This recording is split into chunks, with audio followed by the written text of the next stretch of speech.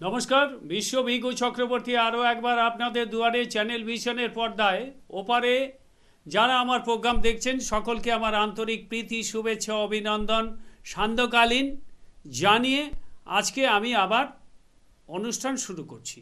আজকে যে অনুষ্ঠানটা করব, আমার প্রতিটি অনুষ্ঠানই আপনাদের কাছে খুবই প্রিয় আমি আশা করি, আমি জানি, এবং আমি সেই খবরগুলো আপনারা আমাকে বলেন যে খুব সুন্দর আপনি পরিবেশন করছেন। সে ঠিক আছে, সেটা তো আমি নিজের কথা নিজে বলতে চাইছি না, আপনারা যেটা বলছেন সেটাই আমি বলছি।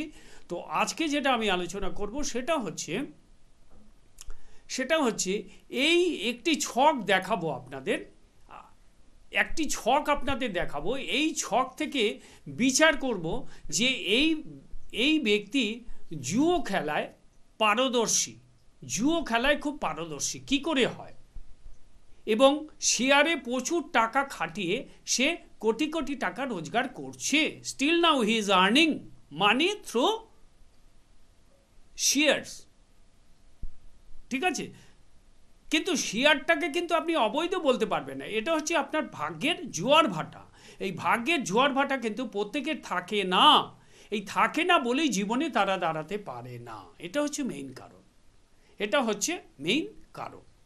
তো যাই হোক, আজকে যেটা আমি আলোচনা করছি সেটা হচ্ছে সম্পূর্ণভাবে এই জাতকের জুয়ো খেলা, রেস, ফাটকা, লটারি টিকিট এবং শেয়ার কেনাবেচা করে সে লক্ষ বলবো না, ডলারে এখন সে ডলারে খেলছে। তো যাই হোক, এই ছকটা নিয়েই আজকে আমি আলোচনা করছি। এই ছকটার ডেট অফ বার্থ হচ্ছে 28/1/1974, 8:59 AM, কলকাতা, সোমবার। এই জাতকের গ্রহের অবস্থানগুলো বলছি। এর হচ্ছে কন্যা লগ্ন, দ্বিতীয় তৃতীয় ঘর ফাঁকা, চতুর্থে রাহু, পঞ্চমে বুধ, শুক্র, রবি এবং বৃহস্পতি, ষষ্ঠ ঘর ফাঁকা, চন্দ্র সপ্তমে অবস্থান করছে, অষ্টমে মঙ্গল অবস্থান করছে, নবম ঘর ফাঁকা, দশম ঘরে কেতু এবং শনি অবস্থান করছে। বর্তমানে ভদ্রলোকের দশা চলছে রবির দশায়, রবির অন্তর্দশা, দ্বাদশপতির দশা চলছে। এই জাতকের শুক্লপক্ষের পঞ্চমী তিথিতে জন্ম হয়েছে। এর চন্দ্র কিন্তু খুবই দুর্বল, পঞ্চমীর চন্দ্র খুব দুর্বল হয়। এবার ঘটনা হচ্ছে এই জাতকের কন্যা লগ্ন, মীন রাশি, উত্তর ভাদ্রপদ নক্ষত্র, গোজনী, নরগণ, বিপ্রবর্ণ, সোমবারে জন্ম হয়েছে, মাঘ মাসে সোমবারে তার জন্ম হয়েছে। এবার এই ছকটা থেকে আমি বিচার করব জাতকের ফাটকা জাতীয় ইনকাম থেকে আসে, কোন জায়গা থেকে, ছকের কোন কোন জায়গাগুলো দেখলে সে বলে দেয়া যাবে যে এ ফাটকা জাতীয় ব্যবসা থেকে রোজগার করতে কতটা সক্ষম হবে, বা ফাটকায় যদি সে অর্থ বিনিয়োগ করে। দেখুন, অনেকে শেয়ারে টাকা বিনিয়োগ করে না, করে তো, কিন্তু তারা কিন্তু লুজার হয়। কেন? তাদের তৃতীয় ভাব, অষ্টম ভাব, একাদশ ভাব, সাথে নবম ভাবটা দেখতে হবে সব সময়। এর জন্য শেয়ার বাজারে টাকা রোজগারের জন্য আপনার হাউস অ্যাস্ট্রোলজার রাখতে হবে, তাছাড়া আপনি পারবেন না। আপনি যদি বলেন যে না আমি কি কাউকে রাখবো না, তো আপনি সেটা অন্য জিনিস, কিন্তু আপনার রাখা উচিত। আপনার হাউস অ্যাস্ট্রোলজার বলে দেবে আপনার এখন এই সময় চলছে, আপনি you can invest right now, এবং কোম্পানির নামগুলো বলে দেবে। এখানে কিন্তু শেয়ার অ্যানালিস্টের কোনো প্রয়োজন নেই। শেয়ার অ্যানালিস্ট যেটা বলবে সেটা তো ওদের লাইনের কথা বলবে, আর অ্যাস্ট্রোলজার আপনাকে যদি থাকে আপনাকে পাইয়ে দেবে। 2 টাকার মাল এমন সময় আপনাকে কেনাবে, 10 টাকার শেয়ার আছে ধরুন, একটা শেয়ারের দাম 10 টাকা আছে, ওই শেয়ারের দাম 1000 টাকা অ্যাস্ট্রোলজার করে দিতে পারেন। কোন সময় আপনি কিনবেন, কোন নামের আপনি শেয়ার কিনবেন, যে কোম্পানির আপনি শেয়ারটা কিনছেন তাদের ব্যবসাটা কি ব্যবসা? যারা শেয়ার বাজারে ছাড়ছে তারা তো বিভিন্ন কোম্পানি, মেডিসিন কোম্পানি খোলে, সিমেন্ট কোম্পানি খোলে, এগ্রিকালচারাল খোলে, ইনস্ট্রুমেন্টাল খোলে, যন্ত্রপাতির খোলে, এক একটা শেয়ার। ফিনান্সের মধ্যে ধরুন, যে কোনো ব্যাংক ধরুন, ব্যাংক, বিভিন্ন ব্যাংক তো শেয়ার ছাড়ে, HDFC, SBI, Axis bank, ICI Prudential, অনেক আছে তো। ঠিক এইচএসবিসি এখন খুব কম আমাদের, একটু বলো হাই মানে যেটাকে পজ এরিয়া, যে সমস্ত সিটিগুলো আছে সেই এইচএসবিসি আছে, এছাড়া এইচএসবিসি খুব কম। তো যাই হোক, তো কোন শেয়ারটা আপনি কিনবেন সেইটা সিলেক্ট করবে অ্যাস্ট্রোলজিক্যাল চার্ট। অ্যাস্ট্রোলজিক্যাল চার্ট থেকে বিচার করা যাবে যে আমি এই সময় যদি শেয়ারটা কিনি, এই শেয়ারে আমি after 3 years, after 2 years, after, দেখুন 3 ইয়ার্সের আগে কোনো কথা হবে না, পরিষ্কার কথা। ব্যাংক আপনাকে এখন 8.5 বছরে কত % দেয়, পোস্ট অফিস কত দেয়, তার চাইতে অন্তত অনেক অনেক অনেক অনেক বেশি দেবে। সেইটা একজন অভিজ্ঞ অ্যাস্ট্রোলজার যারা এই শেয়ার নিয়েই পড়াশোনা করছে, অ্যাস্ট্রোলজিতেও শেয়ারের একটা পার্ট আছে, শেয়ার অ্যানালিস্টের চাইতে ওরা বেশি জানে। শেয়ার অ্যানালিস্ট তো ও লাইনের কথা বলবে, কিন্তু একজন অ্যাস্ট্রোলজার যারা অ্যাস্ট্রোলজি প্র্যাকটিস করছে, শেয়ার নিয়ে পড়াশোনা করছে, শেয়ার নিয়ে মানে শেয়ার সাবজেক্টটার উপর অ্যাস্ট্রোলজিতে একটা পার্ট আছে, সেই পার্টটা নিয়ে পড়াশোনা করছে, তাদের সাথে you consult with them, then you can profit from any kinds of share. আপনি কোন শেয়ারটা কিনবেন, কখন কিনবেন, কি কোম্পানির কিনবেন, সেটা আপনাকে বলে দেবে। তো এবার আমি যেটা বলছি, এই যে ছকটি, এই ছকটার ক্ষেত্রেও এই ভদ্রলোক এইভাবে পয়সা রোজগার করছে। সেটা কিভাবে আসছে সেটাই আমি আজকে আলোচনা করছি।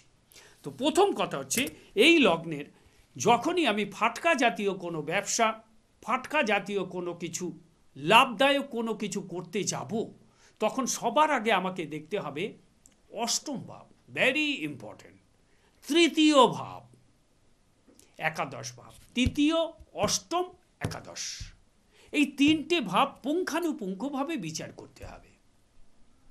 এই যে কোম্পানিগুলোর নাম সে সিলেক্ট করে দেবে, আদিত্য বিড়লা গ্রুপ, ধরুন আদিত্য বিড়লা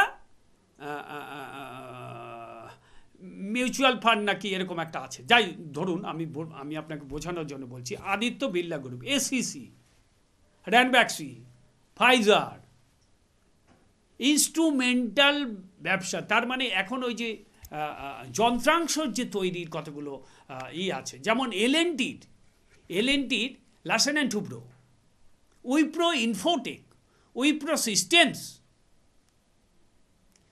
টাটার বিভিন্ন সংস্থা রয়েছে। ওই হাউস অ্যাস্ট্রোলজার আপনাকে লিখে দেবে, এই শেয়ারটা আপনি কিনুন, এই তারিখে কিনুন, এত পরিমাণ কিনুন। টাকা আছে বলে আপনি 10 লক্ষ টাকার শেয়ার কিনবেন তা কিন্তু নয়, আপনি টাকাটা অন্য খাতে লাগাবেন, আপনি এই খাতে এত পরিমাণ টাকা লাগান, সেই পরিমাণে আপনি কিন্তু প্রফিট খুঁজে পাবেন। তো প্রথম হিসাবেই আমাকে দেখতে হবে লগ্নভাব, তৃতীয় ভাব, অষ্টম ভাব। এই লগ্নের ক্ষেত্রে দেখুন, তৃতীয় ভাবের অধিপতি বুধ পঞ্চমে রয়েছে, তার মানে এই লগ্ন সাপেক্ষে বুধ হচ্ছে সর্বাপেক্ষা উত্তম এবং প্রফিটেবল গ্রহ, এবং বুধ হচ্ছে ইনকামের একমাত্র প্রধান গ্রহ। ফাটকা জাতীয় ব্যবসার প্রধান গ্রহ হচ্ছে রাহু আর বুধ যদি সাপোর্টে থাকে, সেক্ষেত্রে আপনি ফাটকা থেকে প্রচুর প্রচুর প্রচুর আর্নিং করতে পারবেন। এটা হচ্ছে মেইন কথা। এবার এই জাতকের ক্ষেত্রে যেটা হচ্ছে, এই জাতকের ক্ষেত্রে সবচেয়ে যেটা প্রথম কথাটা বলে দিলাম, লগ্নপতি বুধ সে পঞ্চমে কোণে অবস্থান করছে, এবং এই বুধ কিন্তু লগ্নপতি এবং দশমপতির কারক গ্রহ। দেখুন কি সুন্দর মিলে যাচ্ছে। আপনার ছকে সব বলা যায়, সব বলা যায়, একজন অভিজ্ঞ অ্যাস্ট্রোলজার সব বলতে পারেন। সেইটা কিন্তু আপনাদের মাথায় রাখতে হবে, এটা হচ্ছে মেইন পয়েন্ট। এবার আমি চলে এলাম লগ্নের পর অষ্টম ভাব। অষ্টম ভাবকে, অষ্টম ভাবে দেখুন মঙ্গল বসে আছে। মঙ্গল বসে আছে কিন্তু শুক্রের নক্ষত্রে। মঙ্গল আবার কে? তৃতীয় পতি। দেখুন কীরকম মেলে দেখুন। এইমাত্র আমি আপনাকে বললাম যে তৃতীয় ভাব বিচার করতে হবে। এইমাত্র আপনাকে বলেছি তো যে তৃতীয় ভাব বিচার করতে হবে আপনাকে। তার মানে তৃতীয় ভাবের অধিপতি কে? মঙ্গল। সে কোথায় বসে আছে? অষ্টমে, নিজের ঘরে, স্বক্ষেত্রে। কার নক্ষত্রে? শুক্রের নক্ষত্রে। তার মানে এই মঙ্গল শুক্রের সাথে অ্যাটাচমেন্ট হওয়াতে কিনতে হবে কি জাতীয় শেয়ার, সেটা আমি পুরোটা বলবো না, আপনাকে বলা সম্ভব না এইটুকু টাইমের মধ্যে। শুক্রের প্রসাধনী দ্রব্যের যে সমস্ত শেয়ারগুলো, প্রসাধনী, যারা প্রসাধন জাতীয় ম্যানুফ্যাকচারিং ইউনিট যেগুলো আছে তার শেয়ারগুলো কিনতে হবে। কারণ মঙ্গল কার নক্ষত্রে? শুক্রের নক্ষত্রে বসে আছে। এবং তৃতীয় পতিকে মঙ্গল। মঙ্গল কিসের কারক গ্রহ? মঙ্গল মাটির কারক গ্রহ, কৃষির কারক গ্রহ। চন্দ্রও কৃষির কারক গ্রহ, যন্ত্রাংশের কারক গ্রহ। শনিও যন্ত্রাংশের কারক গ্রহ। তার মানে আপনি এখানে যন্ত্রাংশের কারক গ্রহ, মানে এলএনটির শেয়ার যদি আপনি কিনতে পারেন, সেক্ষেত্রে আপনি লাভবান হবেন। প্রসাধনী দ্রব্যের ম্যানুফ্যাকচারের যদি আপনি কিনতে পারেন, শুক্র হচ্ছে মেডিসিনের কারক গ্রহ। আপনি এনি কাইন্ডস অফ মেডিসিন কোম্পানির শেয়ার আপনি কিনতে পারেন। এই ভদ্রলোকের ছকের মজাটা আমি আপনাদের বলছি। এই ব্যক্তি ফাটকা থেকে রোজগার করেছে বলেইছি। তার মানে কি করে মিলে গেল? লগ্নপতি, তৃতীয়পতি, অষ্টমপতি প্রত্যেকের কানেকশন হয়েছে। সুতরাং এ তো জুয়োতে পয়সা রোজগার করবেই। এ যদি রেস লাগায়, রেসে যদি টাকা লাগায়, রেস যদি খেলে, কোটি কোটি টাকা রোজগার করবে। সে রেস খেলে কিনা জানি না, বলতে পারবো না, কিন্তু শেয়ার কোটি কোটি টাকা ডলার করছে আর কি, এটা জানি আমি, এটা আমি দেখেছি আর কি। তো যাই হোক, এইবার যেটা ঘটনা হচ্ছে, এইবার এই জাতকের সবচাইতে একটা ভয়ের কারণ অষ্টমপতি মঙ্গল কিন্তু অষ্টমে বসে আছে। অষ্টমপতি মঙ্গল অষ্টমে বসে আছে।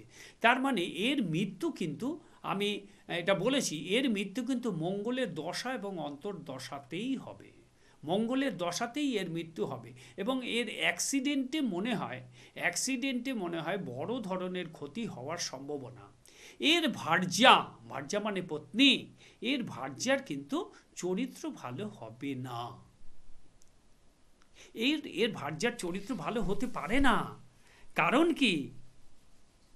মঙ্গল কোষ্ঠীর ক্ষেত্রে, জাতক জাতিকার দাম্পত্য জীবনের ক্ষেত্রে আমি যখন বললাম যে বিবাহের কারক গ্রহ পুরুষের ক্ষেত্রে একটা গ্রহ আর নারীর ক্ষেত্রে আলাদা গ্রহ।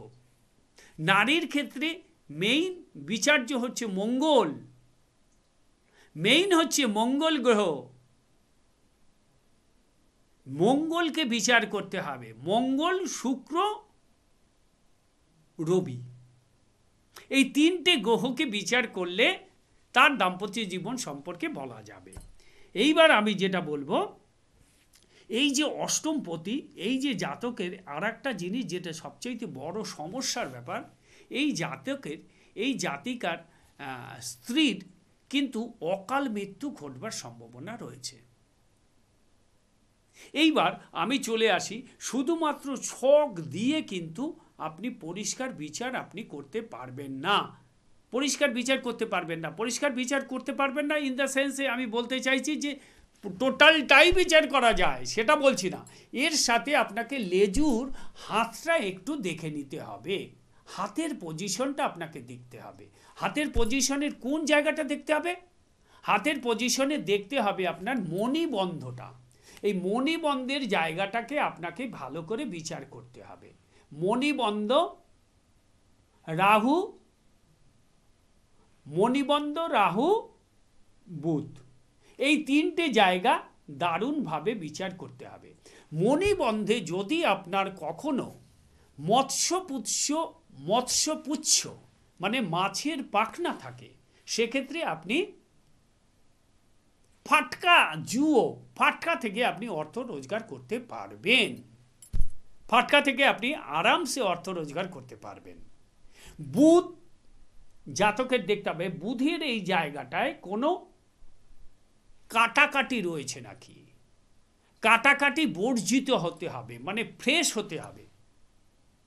বুধের জায়গাটা কিন্তু শেয়ারের ক্ষেত্রে, ফাটকা জাতীয় ক্ষেত্রে কিন্তু মেইন ভূমিকা পালন করে। এই জায়গাটা যদি আপনার পরিষ্কার না থাকে,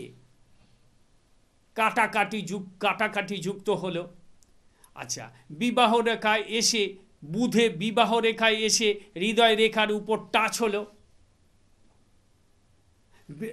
হৃদয় রেখার উপর যদি বুধ, মানে এই যে ধরুন এই বিবাহের রেখাটা যদি হৃদয় রেখার উপরে এই দিকে চলে আসে, মানে চলে আসলে তো মৃত্যু হবে, সেটা আলাদা। যদি এই দিকে আগমন হয় সেটাও ক্ষতিকারক। বুধের জায়গাটা যদি এই জায়গায়, এই রেখাটা যদি হৃদয় রেখার কাছাকাছি চলে আসে, সেক্ষেত্রেও বিপদ। বুধে কোনো তিল থাকতে পারবে না, খুব বেশি উঁচু হবে না। দেখুন, পামের ক্ষেত্রে একটা জিনিস বলে দেওয়া আছে। আজকে আমার পামের বিষয় না, আমি আলোচনা করছি জুয়ো ফাটকা, কিন্তু আপনাকে বোঝানোর কারণে শুধু এই শখটার সাথে আরেকটু, এটা যেহেতু একটা পৌরস্কার, এটাকে পৌরস্কার বলা হয়। পৌরস্কার যেহেতু পাওয়া হচ্ছে, সেই কারণে এই তিনটি গ্রহের অবস্থানও আপনার দেখা কিন্তু একদম জরুরি। তা না হলে আপনি কিন্তু সঠিক সিদ্ধান্তে পৌঁছতে পারবেন না। হ্যাঁ, আপনি দ্বিতীয়ের সাথে পঞ্চমপতির সম্পর্ক হয়েছে, আপনি লটারিতে অর্থ পাবেন, এটা বলা যাবে। কিন্তু কখন পাবেন, কবে পাবেন, সেই জায়গাটা এবং কত পরিমাণ পাবেন, সেই পরিমাণটা কিন্তু বিচার করবার জন্য খুব ভালো হয় যদি বুধের বিচারটা আপনি করতে পারেন। বুধের বিচারটা, বুধে কোনো তিল থাকবে না। দেখুন, কোনো গ্রহের স্থান যদি খুব উঁচু হয়, বৃহস্পতি বলুন, বৃহস্পতি যদি খুব উঁচু হয়, খুব খারাপ, ভালো না। তারা খুব দাম্ভিক হয়, অহংকার প্রিয় হয়, তারা নিজেকে খুব সব জানতা, এরকম একটা ভাব, কিন্তু জীবনে প্রতিষ্ঠিত হতে পারে না। তাদের ভিতর অহমিকা ভাবটা এতটাই থাকে। এটা গেল বৃহস্পতি। বুধের স্থান যদি অত্যাধিক পরিমাণে উঁচু হয়, তারা বাচাল হবে, তারা খুব বেশি মিথ্যা কথা বলবে, তারা ব্যবসাতে গেলে ব্যবসায় সফলতা পাবে না। মঙ্গলের ক্ষেত্রে যদি খুব উঁচু হয়, এরা চরম বদরাগী হয়, আর জীবনে এদের বউ থাকে না। মেন ঘটনা হচ্ছে অত্যাধিক মঙ্গল যদি উঁচু হয়, মঙ্গলের স্থান দেখবেন যাদেরই খুব উঁচু, তারা দেখবেন বিবাহ ক্ষেত্রে সুখী তো না, এবং তাদের বউ টেকে না, বউ থাকবে না, বউ তার কাছে থাকবে না, কারণ তার টেম্পারমেন্ট এতটাই খারাপ। মঙ্গল নিচস্থ হলে খারাপ, কিন্তু মঙ্গল যদি খুব উঁচু থাকে, হাতে, উচ্চস্তর কথা বলিনি, মঙ্গল যদি হাতে উঁচু হয়, কোনো গ্রহের মাউন্ট যদি খুব উঁচু হয়, সেক্ষেত্রে আপনি কিন্তু সেই গ্রহের সফলতা পুরোটা পাবেন না, বরং আপনার বিফলতা ফিরে আসবে, অশুভত্ব বেশি হবে, হ্রাস পাবে না। এটা গেল মেইন। চন্দ্র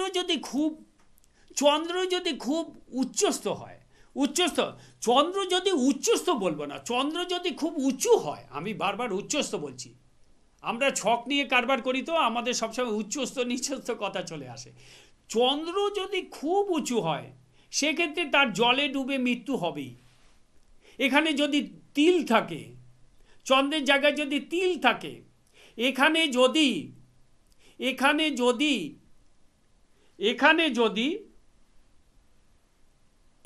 যদি দেখবেন শিরোরেখা চন্দ্রের স্থানে পুরো হেলে গেছে, এরা কিন্তু সুইসাইড করবে। এবং কোত্থেকে সুইসাইড করবে, তার জায়গা আছে। সুইসাইডের অনেকগুলো জায়গা হয়। জলে ডুবে মৃত্যু হয়, রেল লাইনে কাটা পড়ে, বিষ খেয়ে মৃত্যু হয়, গ্যাস থেকে মৃত্যু হয়। এই চন্দ্রেতে যদি তিল থাকে, ক্রস থাকে, খুব উঁচু হয় এবং শিরোরেখা যদি ঢলে পড়ে, শিরোরেখাটা ঢলে পড়বে চন্দ্রের দিকে, ঢলে পড়তে হবে না, শুধু হালকা এদিকে গেলেই হবে। আমি দেখেছি হালকা গেছে, যাচ্ছে, যাওয়া দিকে আগমন শুরু করেছে, ঠিক সেই সময় একটা দুর্ঘটনা ঘটে গেল, জলে ডুবে গেল। জলে ডুবে গেলে মৃত্যু হলো না, বেঁচে গেছে, শেষ সময় মৃত্যু থেকে বেঁচে গেছে, কিন্তু তার একটা দুর্ঘটনা ঘটে গেল। সুতরাং প্রতিটি পুঙ্খানুপুঙ্খা বিচার কিন্তু আপনাকে এখান থেকে করা যেতে পারে। সেটা যদি আপনি না করতে পারেন, সেক্ষেত্রে আপনার কোনো কাজ হবে না। এটা হচ্ছে সবচেয়ে বড় একটা হাতিয়ার। তো এই ছকটা থেকে আপনাকে আজকে আমি যা বললাম, এই ছকটা দিয়ে আপনাকে সব কটা জিনিস বুঝিয়ে দিলাম। এই রকমভাবে প্রত্যেকের ছকই কিন্তু আলাদাভাবে বিচার করতে হবে।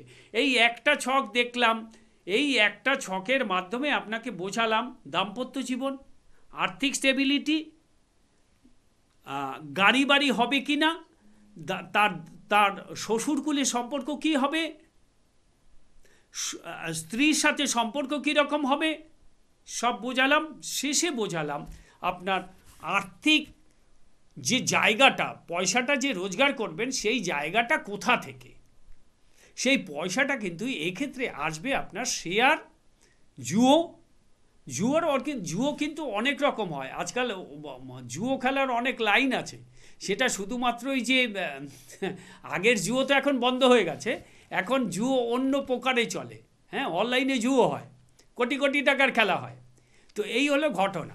তো যাই হোক, এবার আমি যেটা আপনাদের সামনে বলবো, সবচেয়ে যেটা মেইন ঘটনা, আপনি যাই করুন না কেন, আপনি যে বিচারই করুন না কেন, সব ক্ষেত্রেই কিন্তু একটা জিনিস মাথায় রাখতে হবে, আপনার হাত এবং ছক দুটো জিনিস যদি আপনি যদি দুটো জিনিস যদি আপনি বিচার করতে না পারেন, না মেলাতে পারেন, তবে কিন্তু আপনার 100% তো বিচার করা যায় না। এটা আমি মুখে বললে তো হবে না, 100% বিচার করা যায় না। একটা ছকের মোটামুটি 60% আপনি বিচার করুন না, তার ঠালায় অন্ধকার। 100 টাকায় 60 টাকা, সেই হিসাব করতে হবে। 100 টাকায় 60 টাকা যদি আপনি কোনো ক্লায়েন্টকে আপনি দিতে পারেন, তার ছক দেখে, হাত দেখে, তার যে কোনো রকম বিচার করে, তো সেই ক্লায়েন্ট আপনাকে মাথায় করে রাখবে, সে আপনার গুণগান গাইবে। এটাই হচ্ছে জ্যোতিষের কেরামতি, বা জ্যোতিষ এটা পারে। জ্যোতিষ অনেক কিছুই করতে পারে। আমি অনেক গালমন্দ করি, কিন্তু মেইন ঘটনা কি জানেন, আমাদের বিশেষ করে আমার কথা বলছি, আমি অন্যকে কিছু বলছি না, আমি বলছি আমার জীবনে যেটা দেখতে পেয়েছি। আমার কাছে এরকম এসে নালিশ করে, তো তখন নিজের কাছে খুব ছোট লাগে। হাইলি কোয়ালিফাইড হয়ে আমরা এত শিখে এত জেনে আমরা একটা ভুল কথা 10 বার ভুল কথা তো বলতে পারেই না। এরা শুধু কি করে, ভুলের উপর ভুল কথা বলে মানুষকে বেপথে চালনা করে। তারা এসে আমাকে বলছে, উনি বলেছে যে আমার তো মাঙ্গলিক আছে, আমাকে পলা পড়তে হবে। মাঙ্গলিক থাকলে পলা পড়ার কোনো প্রয়োজন নেই, এগুলো ফালতু কথা। মাঙ্গলিক থাকলে পলা পড়বে কেন? মঙ্গল অশুভ হলেই পলা পড়তে হবে এরকম কোনো মানে নেই। চন্দ্র খারাপ হলে চন্দ্র পড়তে হবে এরকম কোনো মানে নেই। রবি খারাপ হলে রবি পড়তে হবে এরকম কোনো মানে নেই। এগুলো ভুল কথা। আগে আমাকে গ্রহের বলবত্তা বিচার করতে হবে, স্বরবল বিচার করতে হবে, দশাংশ বিচার করতে হবে, নবাংশ বিচার করতে হবে। তারপরে সেই নবাংশ বিচারের পর জাতচক্র, মেইন হচ্ছে জাতচক্র। জাতচক্রের উপর একটা বডি, একটা মানুষের হিউম্যান বডি দাঁড়িয়ে থাকে। তার পাশাপাশি আরও কতগুলো ছক আছে, সেগুলো দেখতে হয়। যাই হোক, আপনারা ভালো থাকবেন। কোনো সমস্যা হলে বিশ্ববিগুর সাথে সম্পর্ক এবং আপনারা ফোন করুন। আপনারা ভালো থাকুন। ওম রিম দুর্গে রক্ষণী স্বাহা, ওম রিম দুর্গে রক্ষণী স্বাহা, ওম রিম দুর্গে রক্ষণী স্বাহা।